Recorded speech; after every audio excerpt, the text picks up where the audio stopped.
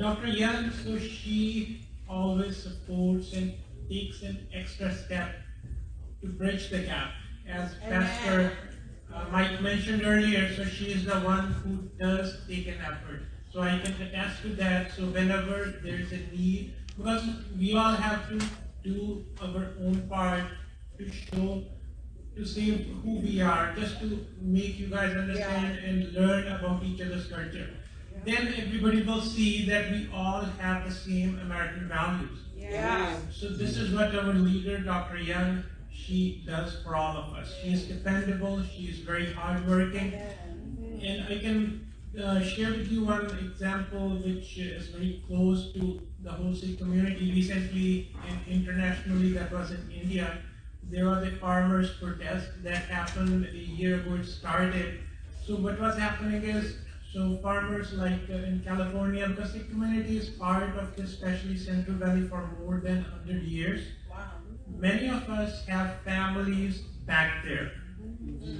So they were struggling, human rights violations were being happening against those farmers, those families. And Dr. Young was one of the first leaders internationally, especially in the United States, who was being approached, requested to please help stop this human rights violations. Because what happens is when somebody is not looking, somebody is not watching, especially in developing countries or maybe anywhere in small cities, everywhere, they think we can do anything.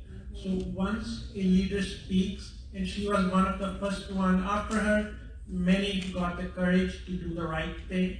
So those human rights violations were stopped, and luckily the government re-looked at what was happening. They just abolished all those regulations that they incorrectly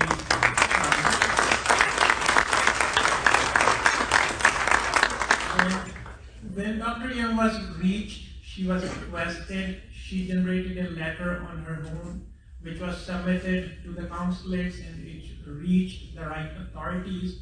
So she didn't ask any questions, but one thing she mentioned, she said, our lives begin to end the day we become silent about things that matter.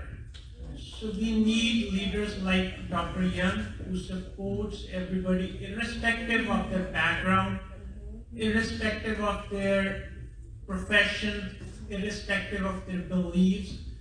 That is what a true leader is, and we are very thankful for her.